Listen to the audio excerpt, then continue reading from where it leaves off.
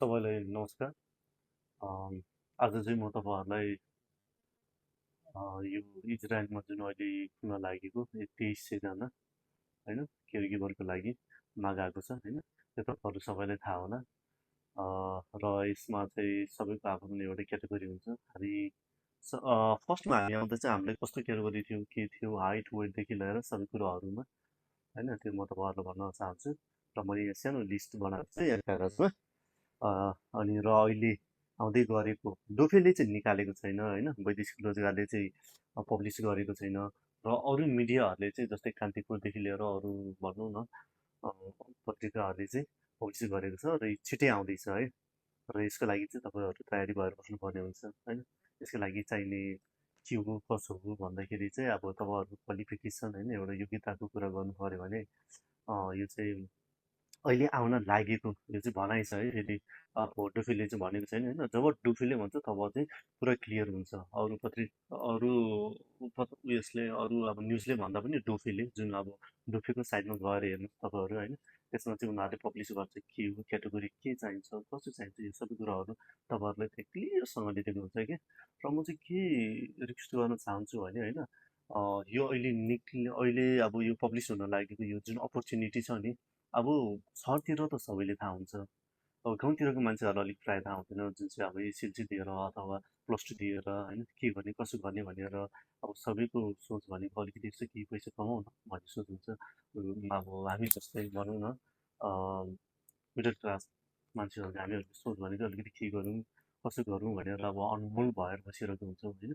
अनि र क्वालिफिकेसनको म कुरा भन्न चाहन्छु है। क्वालिफिकेसनमा चाहिँ के हो भने आज सायद फर्स्ट टाइम भनेर आफ्टर लङ टाइम मैले यो भिडियो बनाएर होला अलिकति कन्फिडेन्ट लेभल अलिकति डाउन भइरहेको छ होइन। एनिवे जे भए तापनि कस्तो छ भने एसएलसी पास गरेको तर सिएमए एनएम अनमी गरेकोहरूको लागि चाहिँ यो अपर्च्युनिटी हो होइन। र प्लस टू जुनै पनि सब्जेक्टमा म्यानेजमेन्ट एजुकेसन साइन्स जुनै पनि सब्जेक्टमा गरेको छ भने तपाईँले यसमा एप्लाई गर्न सक्नुहुन्छ है। अनि यसको लागि चाहिँ तपाईँलाई के चाहिन्छ भन्दा सिटिभिटीबाट मान्यता प्राप्त भनेर एउटा सर्टिफिकेट चाहिन्छ, 3 महिना कोर्स केयर गिभर होइन, केयर गिभर भनेर भनेको हुन्छ होइन।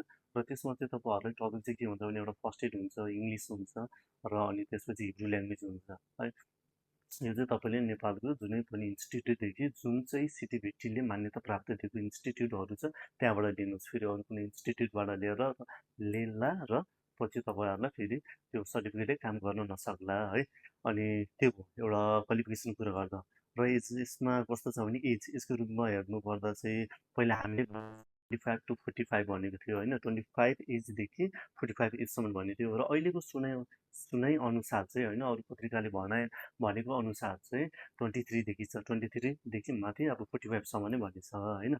र हाइटको कुरा गर्दा चाहिँ पहिला हाम्रो पालोमा चाहिँ अब केटाहरूको लागि 5 फिट थियो होइन, केटीहरूको लागि चाहिँ 4 फिट 11 इन्च थियो है, त्यतिखेर त्यस्तो भनेको थियो।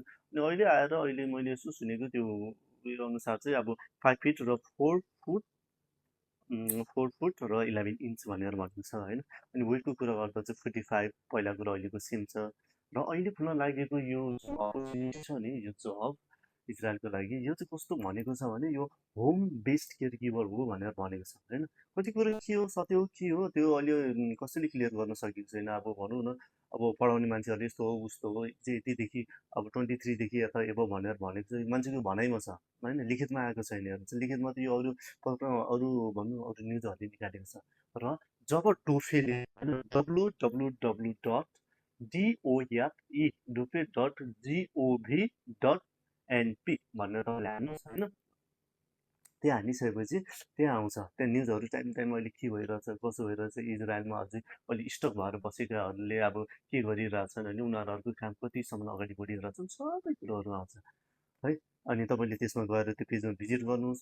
अब जस्तै म जस्तो अब इजरायल भएको मान्छेले यो छ त्यो छ हामीले पनि केही आधारमा भन्ने हो त पऱ्यो होइन। र त्यो डोफीमा चाहिँ पुरा क्लियर दिएको हुन्छ। र यो अब काठमाडौँमा बस्ने साथीभाइहरूको लागि त त्यही नजिकै छ यसो होइन, कति त पठावा पनि गर्छन् होला यसो नजिकतिर त्यही बाटो पर्छन् त्यतातिर गएर यसो यताउता बुझ्नुहोस् होइन, त्यो गर्दा हुन्छ। र यही हो अहिलेको निक्लेको अपर्च्युनिटी, नयाँ अपर्च्युनिटी आउनुहोस् होइन। स्यालेरीदेखि लिएर सबै कुरो एकदम राम्रो छ, काम गर्ने माहौल राम्रो छ। अहिले यतिको माग अब जस्तै कस्तो भन्नु भने मेरो एक्सपिरियन्स अनुसार मेरो त अब यो अगस्तमा 4 वर्ष पुग्छ, हाम्रो 5 वर्षको कन्ट्र्याक्ट है।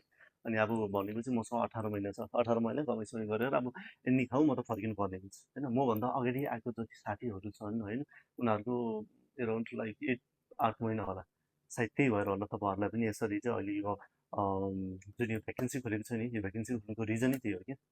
अब अनेस्टली भन्नुपर्दा त धेरै नेपालीहरूको मन यो छैन कि गेट ब्याक टु नेपाल भन्ने होइन।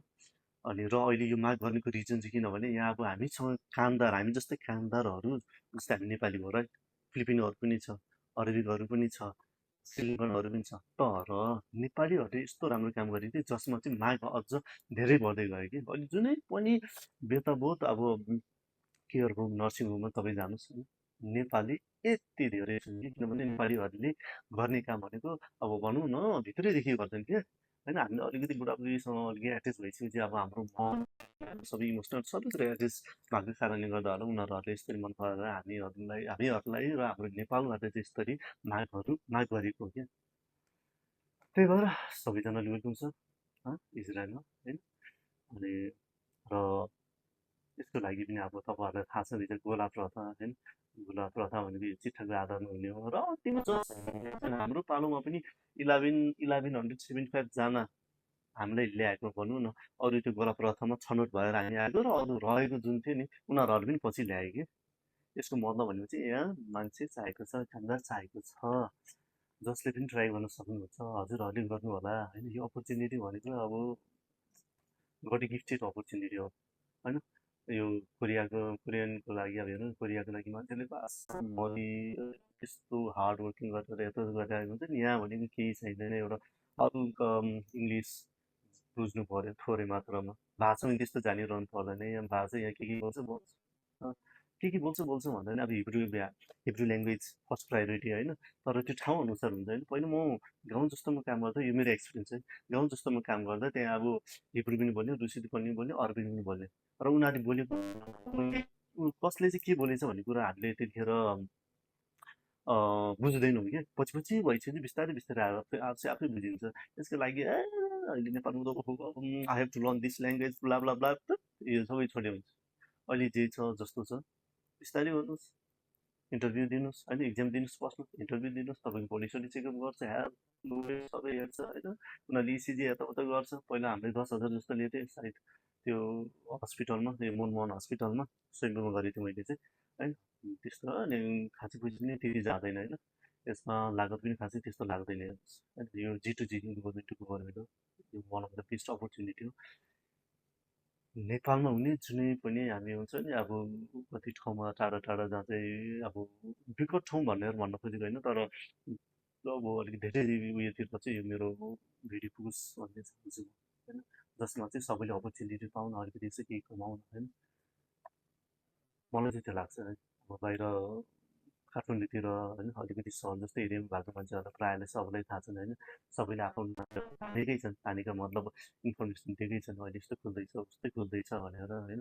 र कति मान्छेहरू जसलाई चाहिँ एउटा विश्वास हुँदैन हामीले महिनामा होइन अब मिनिमम 3 लाख कमाउँछ नि, यो कमाउँछ नि यताउता भनेर भन्दा मान्छेले विश्वास हुँदैन। फर्स्टमा मलाई नै भएको थिएन होइन। मेरै सम्झी अब हाम्रो मामाको छोराले सम्झीले यसो गरौँ उसो गरौँ भन्दै त्यतिखेर मलाई नै भएको थिएन। पछि अहिले त्यतिकै अब भनौँ न ब्ल्याङ्क त्यतिकै दियो होइन, इन्टरभ्यू दियो, आफै पास हुँदै गयो होइन। अनि त्यसपछि गडले पनि ब्लेस गरिहाल्यो होइन यो गोला प्रथामा है। अनि विदाउट लगानी भनौँ न दुबईमा जाँदा अहिले 3 लाख मिनिमम लाग्छ। यहाँ त त्यतिकै अब जब 2-3 लाख अहिलेको समयमा कसले चाहिँ उयो गर्न सक्दैन होइन। त्यसैले यो अपर्च्युनिटी चाहिँ ग्र्याब गर्नुहोस्, म त्यही भन्छु। र अरू कुरा पछि गरौँ न होइन। यति नै हो सायद, अरू खासै त्यस्तो छ जस्तो लाग्दैन होइन। र यो समयमा चाहिँ अलिकति च्यालेन्जिङ सायद हल्का हुन्छ कि अलिकति यसो प्रिपेयर हुनुहोस् होइन।